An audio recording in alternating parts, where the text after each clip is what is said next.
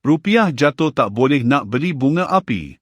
Sambutan ala tadika, bolehlah asal Konoha happy.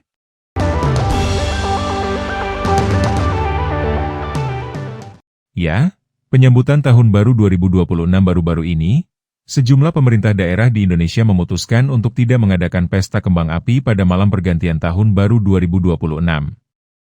Keputusan ini diambil sebagai wujud empati dan solidaritas kepada masyarakat yang terdampak bencana di Aceh, Sumatera Utara, dan Sumatera Barat.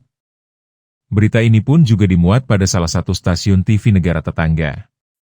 Kerajaan Indonesia umum pembatalan pertunjukan bunga api sempena sambutan Tahun Baharu 2026 di beberapa wilayah utama termasuk Jakarta dan Bali. Langkah itu sebagai tanda solidariti terhadap mangsa banjir dan tanah runtuh yang meragut lebih 1,100 nyawa di Sumatera. Dan ketika hari puncak perayaan Tahun Baru, ada warganet Cecunguk sebelah yang membuat perbandingan dengan deskripsi. Mari kita lihat bagaimana Konoha dan Malaysia merayakan Tahun Baru. Mana yang menonjol untukmu?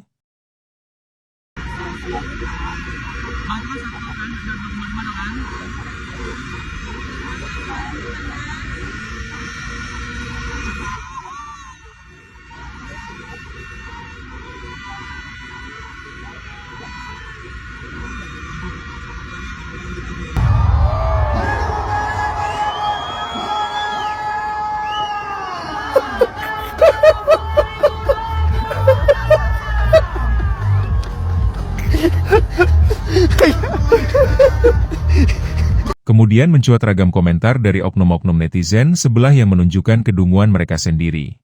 Tiada uang untuk bunga api. Itu realitinya. Uang dah habis dikorup di PR makanya tidak mampu beli bunga api. Bunga api pun beli kat Malaysia. Harap Konoha tak compare dengan kita. Mana bunga api, tak meriah langsung sepi. Indonesia tak ada duit, tak cukup bajet.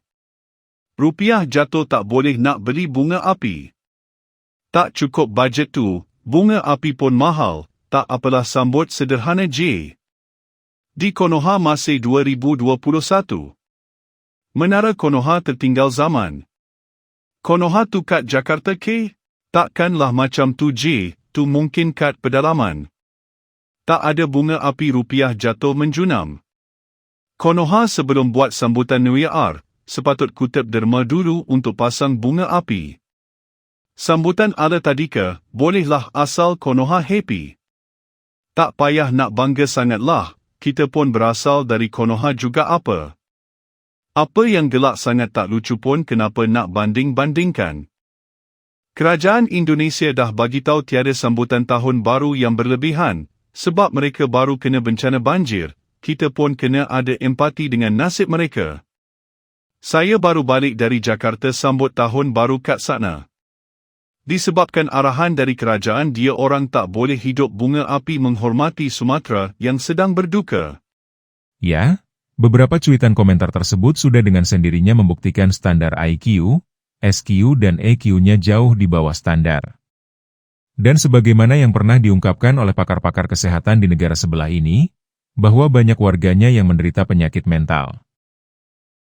Semalam kami dibentangkan oleh pusat kecemerlangan ini, saya nak sebut, rakyat Malaysia, 3 orang rakyat Malaysia, seorang akan menghadapi masalah kesihatan mental.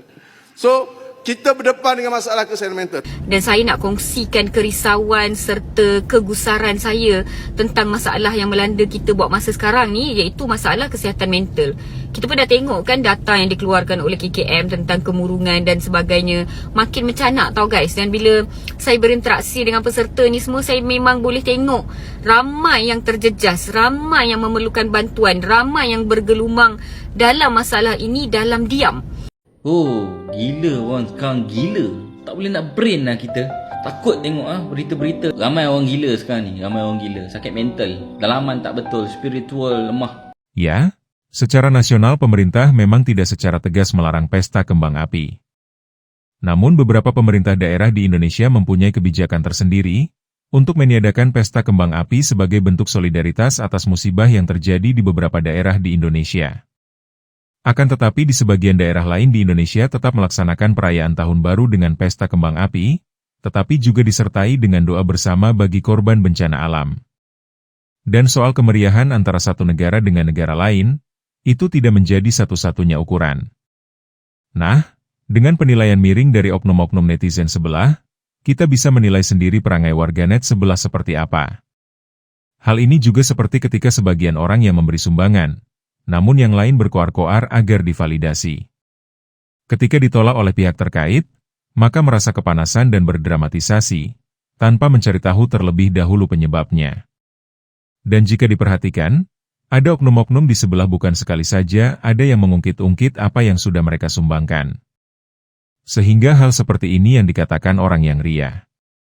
Apalagi di era media sosial, beberapa orang atau organisasi mungkin menggunakan momen sumbangan untuk tujuan pencitraan bukan karena keikhlasan. Dan pada perayaan Tahun Baru tidak harus dengan pesta kembang api, apalagi dalam suasana musibah yang melanda beberapa daerah di Indonesia. Sehingga di daerah-daerah lain di Indonesia banyak ada yang menggelar shalawat bersama dan doa akhir tahun Masehi dan juga doa bagi korban bencana alam. Oke, terima kasih sudah menonton video ini hingga usai.